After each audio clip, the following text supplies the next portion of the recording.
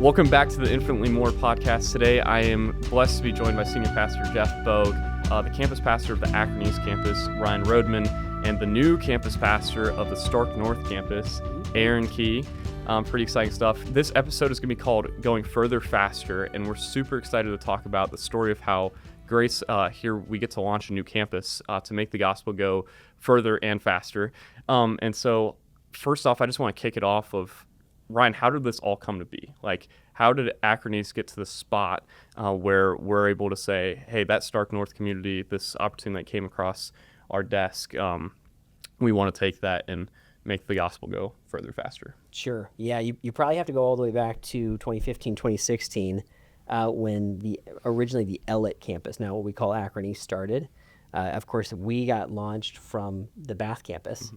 And that's an incredible story of God's provision, right? Over the last 10 years, all kinds of twists and turns with that. But God has moved us, grown us to the point where we were able to look at multiplication as a possibility. And a couple things happened simultaneously. One is Aaron was really getting prepared as a leader and I think being called. And before we had an opportunity, he was kind of wrestling with that question. We'll probably talk more about that. And then at the same time, a church down the road, the Middle Branch Grace Brethren Church, was asking for some help and interacting with us. They had talked to us in the past and looked for some help, and they were kind of re-engaging that conversation of, they're like, how do we go forward? Yeah. And so the Akron East campus, Aaron, Middle Branch, all kind of converged at the same time. And we were able to look at that opportunity and say, God, is this what you want? And then Aaron, on your side of things, like, you come to Akron East, you're doing your thing. Take me through how you got to the spot where Ryan was like, hey, before you go on your sabbatical, maybe think about this thing. Yeah, we, like Ryan said, the Lord provided for us in a ton of ways. And we got to the point where we started talking about, hey, now that we're in this building, our next step is probably multiplication. But I think every conversation we had was like 6 to 8 years. Yeah. You know, we were thinking long term. And the Lord just continued to bless us and do some different stuff. And simultaneously, the Lord was working in my heart. And I was due for a sabbatical, about to go away for about a month. And, you know, Ryan planted in my head there. He's just like, hey, and I think we'd talked a little bit about it before, but he was just like, can you maybe spend some dedicated time thinking about that? And I was there too. I'm like, this is a thing I need to solve, like, in my brain. So went away, thought about that, and just had some amazing time connecting with the Lord during that sabbatical. But when I came back, had gotten to the place where I was probably more open to that possibility than I had ever personally been. And told Ryan that. I was like, hey, I think if an opportunity came up, I would have to look pretty hard at it. And I think it was just, I was thinking, 6 years, like a couple years, like 3 years, a year. And it was more like 2 weeks when we got that phone call. And so that really sped that up a little bit. But it was really just previous work the Lord had been doing in my heart. Yeah, kind of connecting the dots all at the same time. And so, Jeff, from the Grace Church side of, like, how did the Stark North opportunity come to be? So Stark North was a sister church of ours. So Grace Church is a part of what's called the Charis Fellowship. And so we have a couple hundred churches in North America and many thousands of churches outside of North America, and that's who we network with. And so we had networked with the Middle Branch Brethren for years and years. And when they called looking for help, we got involved and tried to understand what that was. And I was trying to remember, Aaron, somewhere in there, you and I had breakfast. Yeah. So somewhere you had talked to me and said, hey, if there's ever an opportunity, I think the Lord has me. You remember that? Yeah, it was like the end of my sabbatical, like in the middle. It was like during that time. Okay. Before that opportunity came up, but it was definitely like, obviously the Lord was preparing me for something there through all those conversations. So somewhere in there, Ryan said to me and said to Aaron, and Aaron and I wound up having breakfast, and he did not pick up the check. I had to pay for it. So all of those conversations, like, kind of came to a center point. And then at that same time, some of the very faithful leaders at Middle Branch were kind of reaching out. Ryan was a part of that, and then I wound up being a part of it. And like Ryan said, we had talked to them pretty extensively about 5 or 6 years earlier. So these weren't brand new conversations. But what happens then is we start investigating that, and we start talking with leadership and what they're thinking, what it means. We have these conversations a lot with churches, and it's everything from we're your brothers and sisters in Christ, and we will help any way that we can, all the way through, like, we're starting a campus with Aaron. Yeah. And those conversations land kind of anywhere in there. So we started those. Rick Scavuzzo, our director of advancement, then winds up in that process, and the conversations just get more detailed. They get more clear. You wind up in front of the congregation, and you're having detailed and clear conversations with them. And then ultimately, we can't take over a church. We're not going in and staking our territory. They ultimately have to decide they want to do that with us, which is a massive, massive sacrifice. So they did that. Aaron wound up being a part of some of the meetings, and Ryan and I and Rick would have been, in the meetings. And so it just kind of picks up steam until a decision is made. And when that decision is made, it's tied to, there's a closure of the existing church. Yeah. And then there's going to be a reopening of a new campus, and Aaron is going to lead that effort. So it really is something that the Holy Spirit has to be in, and the people of God walk forward in selfless ways. And then the Grace Church side of it is our vision is the kingdom of God. So it's almost, what degree do you need us to be a part of that? And that's how we'll be a part of it. We partner with tons of churches that don't become campuses. Yep. But we'll use our resources and our relationships to help them. So it kind of takes that path. Yeah. Sounds like through the whole process of everything that you guys are saying, there's just like this unification of the Spirit that you can't really see until afterwards. We're like, oh wow, what was going on. Ryan, you kind of touched a little bit on this, but Aaron, you were going through the process of developing as a leader, right? Yeah. So you went through intern, residency, pastor. I was actually your student. Sorry about that. Yeah. Turned out okay, I guess. Yeah. But now into the campus pastor, like, can you share, your story is fantastic. Can you share maybe a little bit of, like, through that whole process, how God was developing you to get you ready for a moment like this?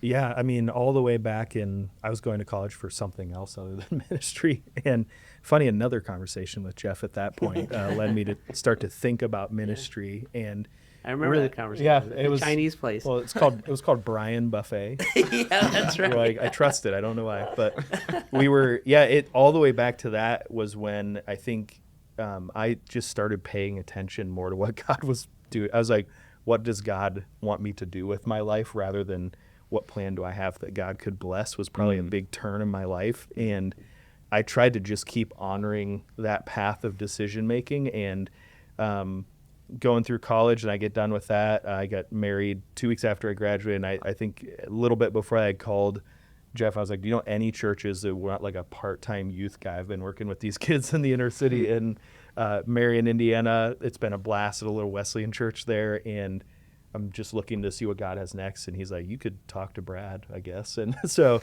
Brad Dietskrieg actually hired me, started working with students. And that in that time, it was obviously I get to work in ministry, but I was getting time with Jeff and other campus pastors. We used to have an intern meeting with the 5 interns that were here. Yeah. And Jeff was just kind of downloading, I guess you could just like pastoral wisdom and experience, some of the values of grace. And for me and my wife, Melinda, too, is the first like healthy church we had really been a part of for a long period of time.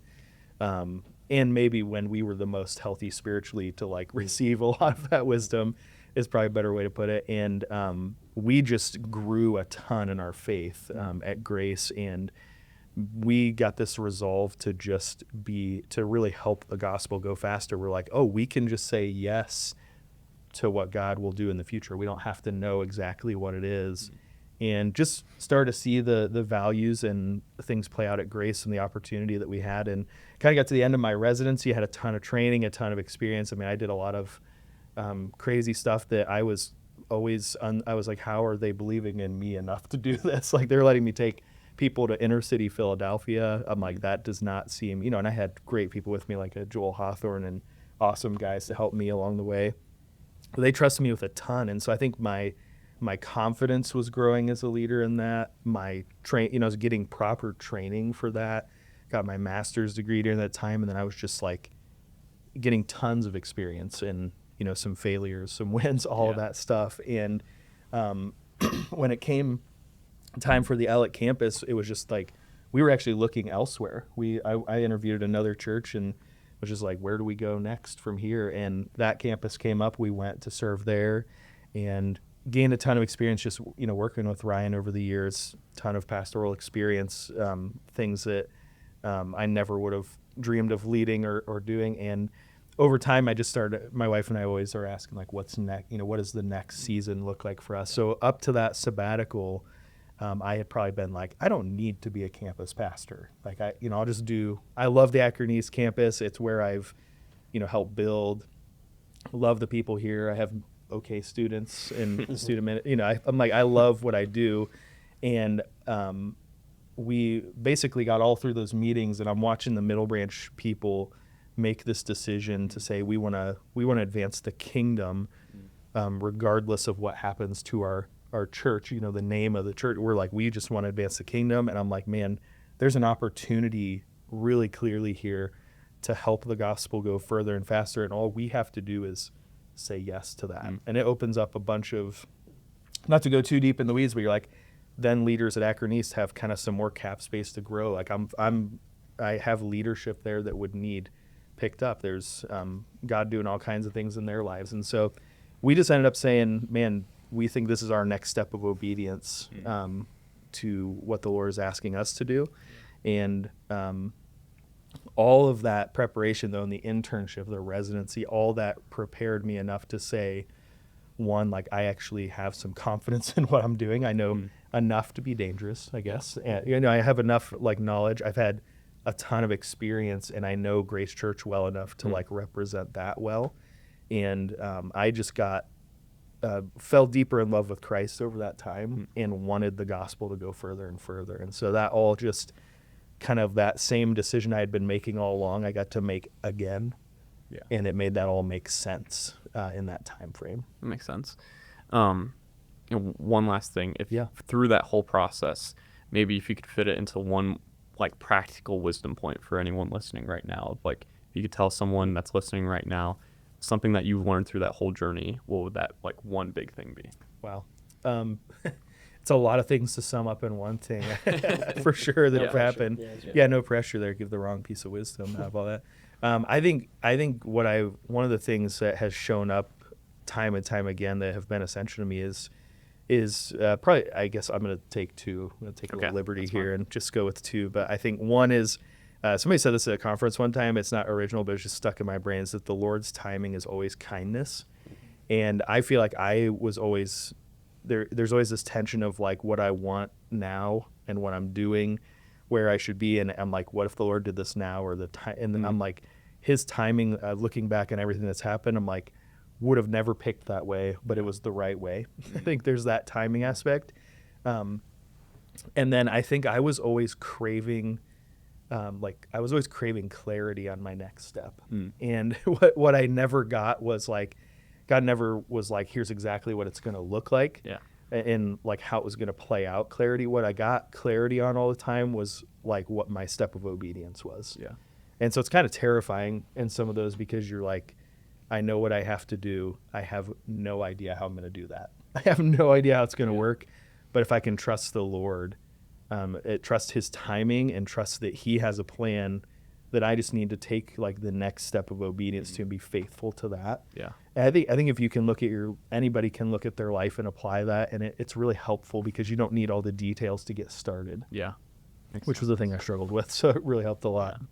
And then Jeff and Ryan, what did you guys see in Aaron through this whole time of like, yeah, I think he's ready for this?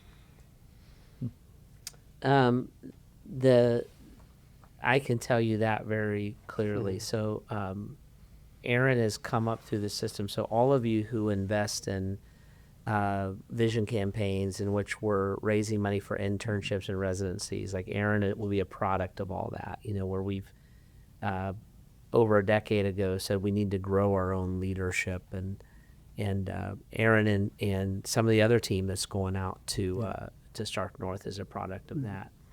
But the thing that caught me with Aaron was this: as I'm watching leaders develop, I want to see a couple of things. So I like to say I want our people to be passionate and professional. So if you're going to do something for the Lord, you should do it to the best of your ability, and you should grow those abilities. So he talked about I've learned things, I had experiences, I was trained, and I believe pretty strongly in that. I don't think that leadership and spiritual leadership is something that you wing or you should do via your personality.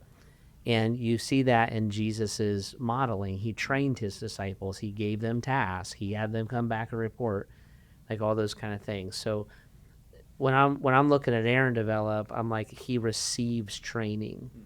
So biting the bullet and getting yourself through school is not receiving training. School is a part of it. But if that's all that is for you, then you're wasting an opportunity, but digging in deep with it. But the thing, honestly, that got me the most with him is I remember seeing this. Scavuzzo was with me. He's sitting back there behind the camera, by the way. So, but he was with me in this. We launched Ellet. Ellet launched, and then it hit a crisis point. And the original campus pastor moved on, decided that wasn't what was best for him. And there was probably 125 people, I'm kind of guessing, but I'm probably pretty close, who were left there. And Aaron was the youth/associate guy. And I will forever remember it. One of the great privileges of getting old is that I don't know why that was so funny, but yeah, I was just getting a little bit old. Is that people who are your students? It is a wonderful, beautiful thing when you grow to respect your student. And so one of the places because I feel that way about Ryan and Aaron, like I respect these men, right? Even though they were my quote unquote students. Yeah. So one of the places where my respect for Aaron grew, and for Mindy, his wife, grew so deeply was Aaron. I get emotional about it. But Aaron came to us and he's like, I don't know that I'm ready to be the campus pastor. I'm not even sure I want to do it, but I love these people. And if you need me to do it, I'll do it. Because I love them. And I will get over whatever it is I have to get over myself. And I will take that responsibility in order to protect and lead these people. Now, as the Lord worked it out, Ryan came in, right? And so they did that together. And so we never asked Aaron to do that. But the fact that he was willing, and if you're going to pastor people, you have to be willing to lay your life down for them. Yeah. So church is not strategy. It's not philosophy. It's not work and angles and skill sets. All those things are only valuable if they're leveraged to love people better. But loving people is what leading a church is. And when Aaron and Melinda were willing to look and say, we'll take that hit all day long for these people, what that told me is I can trust him with anybody, right? Because I love these people. And for me to trust them to you, I don't care if you're a good speaker or not. Yeah. I care if you love them or not. So that's what I saw in him. And I saw that all the way through when you're working with kids and, all the rest. Nick, you experienced that, that Aaron loves you, he invests in you. But I'm like, that's the heartbeat. And then it's the skill set. And so I'm like, the fact that you love these folks and you actually know how to lead them well and organize them well is like what we're looking for, in things. And so that's what we saw in Aaron. Everything else is kind of what you were saying. It's God's timing. It's like when and where, and well, we're like, I don't know. If you find out, tell us. You know, Right. we'll figure it out. But you're ready to go there. So And that really shaped my approach to leading with Aaron, because you kind of said, hey man, I'm in, I'll do whatever it takes to make sure. I was, to be honest, I was very relieved. I remember that meeting with you. Yeah, I was like, because we made a decision, we're like, we will do it because we're not getting random guy X. We're not going to close the doors. Like, we want to do this for these people. And I was also like, this is horrifying. But I remember getting to Jeff's office. He's like, we're actually going to have Ryan do it. I was like, thank God. That was my plan. Hey, Ryan finally got his act together. So, yeah. But I'm like, okay, Aaron's in. You're in. You love these people. You have a commitment, a willingness. And then we kind of took the approach of we're going to do this together. Yeah. Right. And so all of these experiences, in my mind, I'm thinking, Aaron's got a high ceiling. Let's make sure he can use all this. You're not just limited to this one box. And so we kind of led the campus together. You did a lot of stuff, yeah. And I think that was hope, and that's what Jeff did with me. I mean, Right. you shared with me. By the time I went and launched a campus, somebody asked me recently. They're like, "What was really overwhelming about launching a campus?" I said, "Well, I probably launched a little older than most of our guys, and I've been at Bath with you, Jeff, for so long. You gave me so many experiences. It wasn't super overwhelming. Yeah. You know what I mean? I could walk into it because I had all of this stuff under my belt, and I thought, if we can have that happen for you, you can carry more. And if the Lord leads that way, and your love for people is top shelf, right? Like interacting with people, loving them, having a commitment to it. Yeah, that was definitely the approach, because there was stuff even at Acronis that I'm like, I'm not sure I should be doing this. Like, I should probably let Ryan know that I'm like, you're good with this, right? Yeah. And you were, which was, and I think the same thing going into it, you're like, it's actually not as overwhelming as it could be because I had so many. It wasn't like Ryan's like, save all the important work for me and you can do this thing. It was like we were sharing the weight of pastoring there, and it was, essential in the building of making me feel like I could do that, which was great. So thanks for that. Yeah. Thanks for that, Jeff. Thanks, Popcomb. Yeah, that's right. Just pass it down the line. So we get to the spot and it's ready to go. And so now it's like, we got to bring it to the people of grace, right? We could say all this, get excited, but if people of grace are not in on this, it's not going to happen, right? And so, Ryan and Aaron, would you like to walk us through like kind of the vision campaign for launching Stark North, and maybe any cool stories that came through the process of like putting this in front of the people of Akron East and also all campuses of Grace, and how people responded to this step of faith? Yeah, I mean, our folks were so pumped, right? So excited. And I mean, the reality is the way the Akron East campus is formed, there's a lot of new people. It's grown a lot. There are folks who are new who maybe came from Bath or who were part of the former church that joined. So the congregation had grown a ton, and in the vision of 30 and 30, for some was still pretty new, right? They're like, what are we doing? We just got here. We're going to start another church. This is, but it was exciting, right, for them to hear that. Like, our steering team was all in on that. The challenge of it, the affirmation to send Aaron made sense. We were at a point where we felt like we had enough folks to go and take this risk together.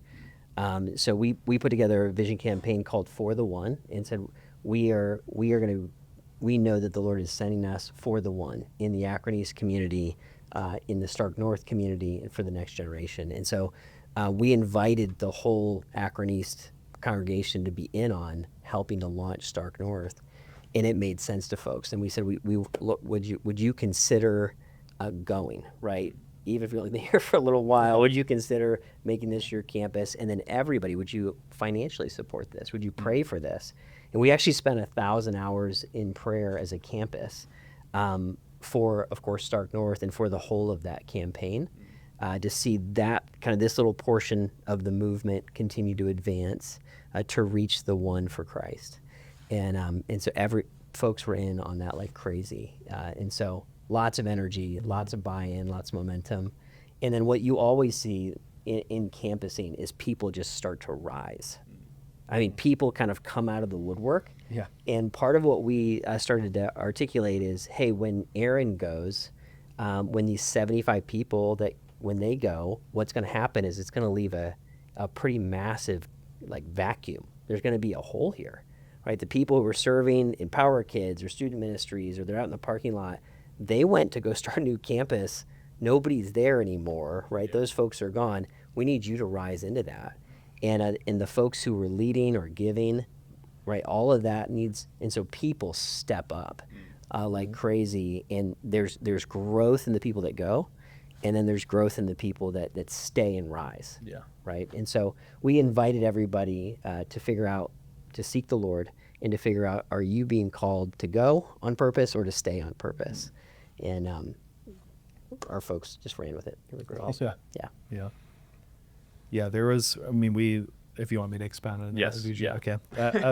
There was, as we go through, we're like, who are those people going to be that go? And one of the prayers that the Lord answered, I was praying beforehand, I'm like, I would love for any time that I talk to someone about going, that it wouldn't be the first time they thought of it. I think it would just be really awkward if I was like, hey, no pressure, but do you want to go start a new church with me? That's like on the spot.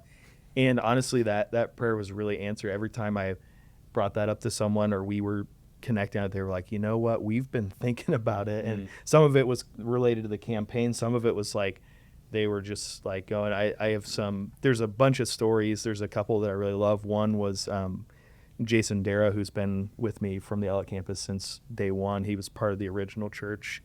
The man is a beast. He was like a 21-year volunteer youth pastor and like still showed up. That's how I met Jason. Yeah. We were youth Right. pastors in the 90s. And he just never left. He was like, I'll just start a business and I'll do that. And he's been with me in student ministries ever since and is just still. And I was like, well, Lord, I'm not going to do it without the Daras. I'm like, it's dangerous when you start telling the Lord stuff. And when I talked to him about it, I was like, I don't know. I don't know. And he was like, we've already been thinking we would only do it if you were go. I was like, man, this is so crazy. So all that just starts to line up. Family after family I talked to is just like, we were already starting to feel a pull towards that, or we were the Lord is putting that in our hearts through the campaign. One of the couples that are coming, they showed up at one of our launch meeting and I was like a little bit like shocked to see them. They're like, we started praying through the like supporting campaign, and then the Lord started laying our heart like we should go to this new campus. I'm like, this is Wow. incredible. And then from the whole, all of Grace Church, one of my favorites is there's a family that lives like a mile from the building down there, which is not like a big place. It probably is a mile. Like it's probably a square mile, that little town. And they heard that it was opening. They were already praying about a new church because it's such a it's like 45-minute drive to Bath where they were going.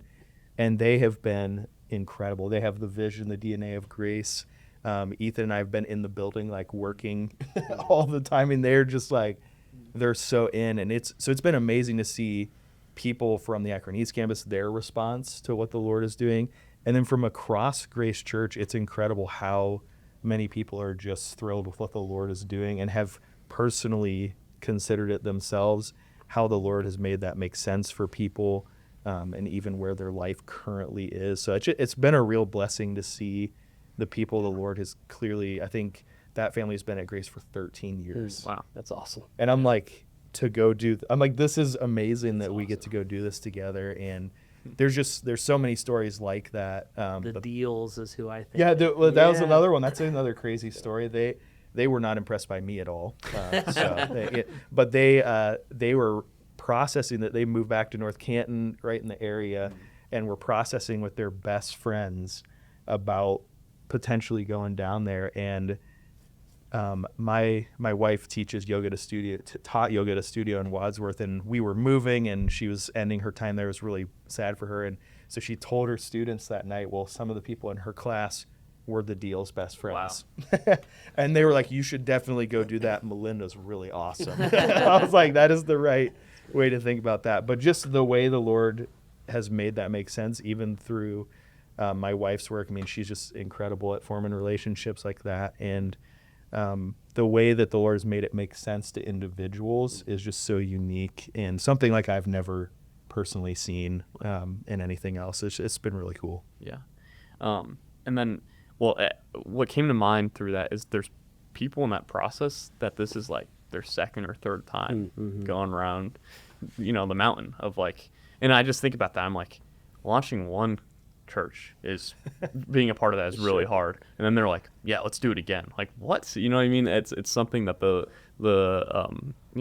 hand of the Lord has to be on for them, especially when they seek in prayer. It's a gifting. It's an apostolic gifting. So there's parts of the body of Christ that are spiritually gifted to start things, and they're good at it. Yeah. And they're energized by it and all the rest. And you need them. Yeah.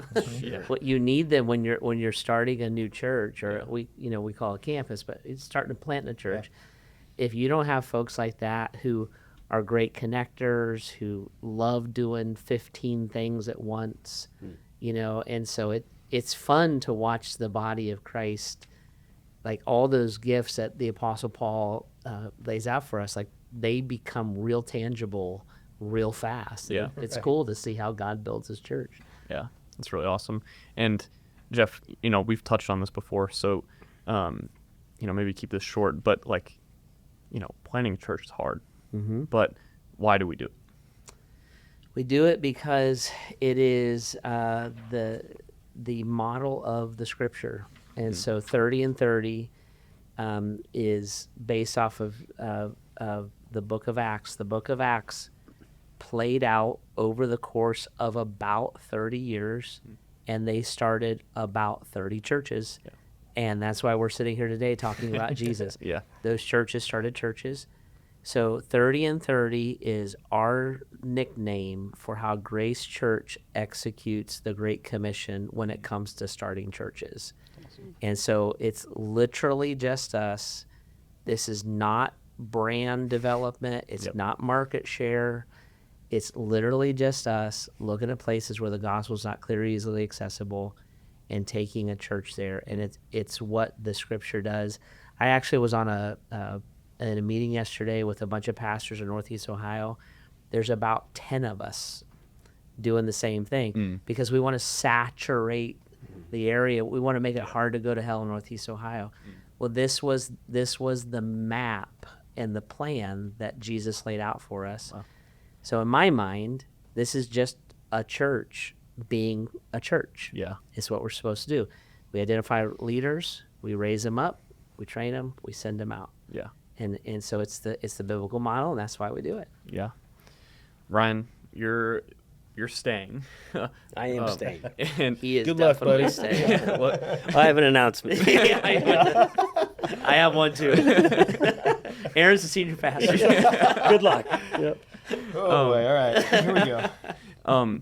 But in that process, now you lose your right-hand man and someone you relied a lot on, which leaves a hole for then the Lord to raise up new workers. And so how through this process have you watched the Lord start to fill this hole and just the people of the church, also people coming into ministry, any of the stories there that you might want the people of Grace to know?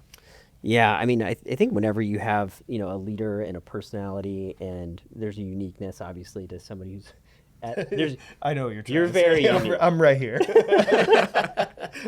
There's a lot going on. Right? There's no replacing Aaron, right? I mean, as a person, truly, his role is gonna get replaced, right? In that, but there's some pieces, and this is just a reality. Whenever you send somebody, there's a part of who they are as a leader, what they bring, that's just a little bit gone, and you grow and you change and alter, and I think we're experiencing some of that in the reality. Now, God raised a bunch of people up, and that's been incredible. So we have River, who's a resident, who's grown up at Grace Church, been an intern, right, on a pastoral path, and so he has taken the student ministries portion of Aaron's role. And then God has raised up Kevin Mowers, who's from within our campus. He and Elizabeth started attending I think in 2020. It was like right It's in the other building, in the other horse barn. one of the buildings, right? We call it the horse barn. Yeah. Yeah, affectionately. But he started coming, and he has been on fire, been a critical volunteer leader at the campus. And God, through this, really, it was through seeing the gap that's existing from Aaron moving on, was part of what moved his heart to really say yes. He knew God was stirring in him for a while, but he said yes to that, and so he's going to come in and help fill that leadership gap. That's awesome. And also, Starla Martinez is come on our team, and she's going to help fill a portion of that gap too. So God is raising all kinds of people up. It's going to take on a different dynamic, of course, and it's going to be a new chapter. But like, there's a part that's going to feel missing for sure. Absolutely. And then there's a bunch of volunteers, right, that are jumping into that mix, of course. I just heard he had to hire 3 people to do my job. Okay. I don't know what that means. You should feel really important. Yeah. Well, you're going to get much more organized. I'm 100% sure of that. We talked about that. Yeah. Got out just in time. That's right. Well, that's fantastic. I think, as we wrap up here, Aaron, for Stark North specifically, what should the people of Grace be praying for and thinking about? Yeah. We could use a lot of prayer. Right now we're just getting started, so we have a lot of stuff going on. But I think a couple of main things. One is just for our launch team, the people that are really sacrificing a lot right now. There's just people are changing churches, their families are changing where they go to church. I mean, there's some of them have moved. Like there's a whole Middle Branch Grace Brethren church of people who are experiencing something totally new. They gave up their building. They've been away from it for a while. I mean, there's just people are going through a lot of change right now. And so just to pray for the unity of that team, that the Lord would continue to encourage them, build them up in every way as a lot of them are stepping into leadership roles for like the first time or in a way that scares them. All of us are doing this for the first time, right? It's a blessing, and we really want the Lord to be behind that and would use prayers for that.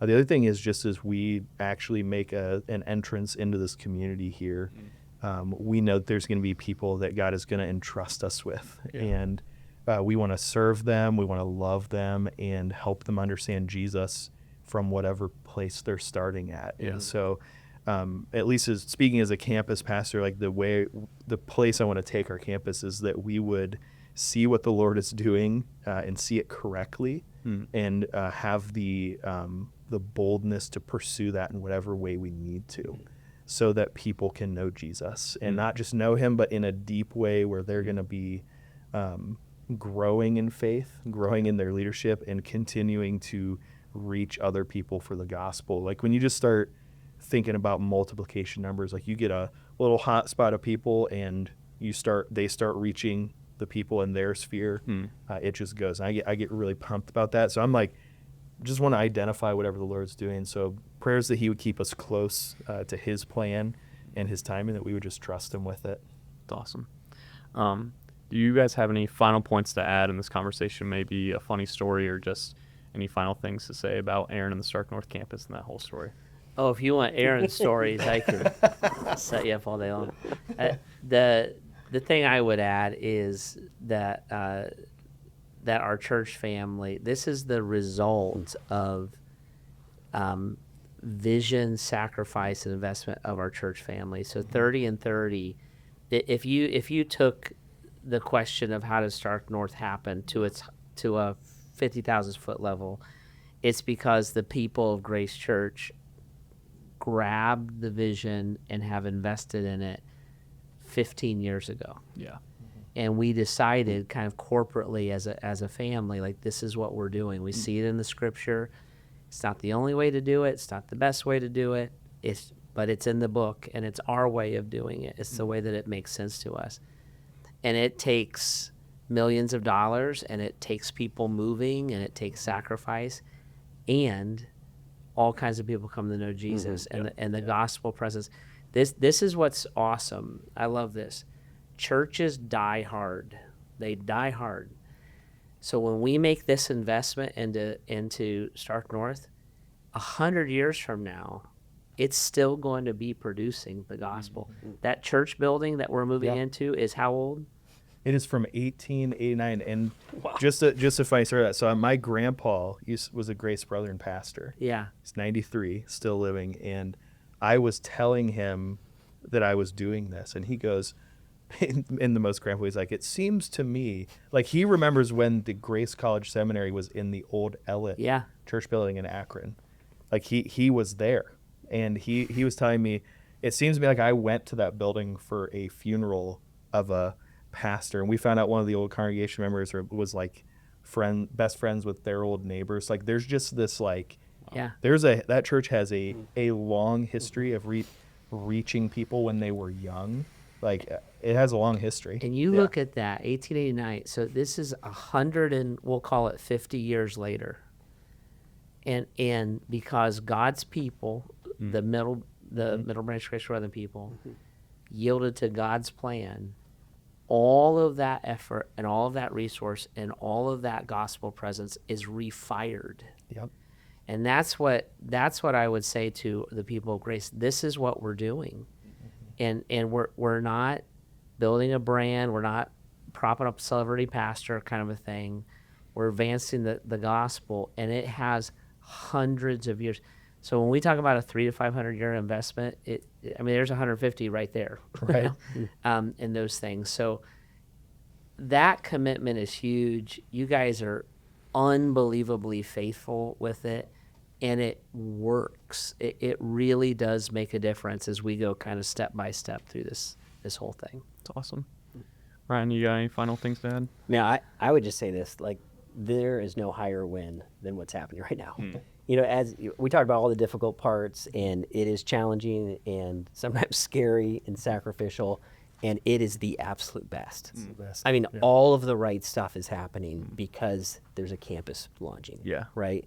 And everybody grows when that takes place. And like the idea that we would just stagnate and kind of exist and run through the motions, none of that is a part of Grace. And I love that. Like we are truly part of a movement. Yeah. And that's energizing to me. I know it's energizing to the people of Akron East. To like everybody's fired up to be a part of that victory that's going to happen here through Stark North, and watching the whole adventure happen, man. It's awesome. It's really awesome. Yeah. So, with all that being said, none of this can happen without the people of Grace praying together. And the best way that we've been seeing that happen, it's been really beautiful to be a part of, is those 30 and 30 prayer calls. We've talked about them in the past episodes, but maybe after this episode you feel pulled or called to be a part of this, to have something bigger than we could even ask or imagine or think happen.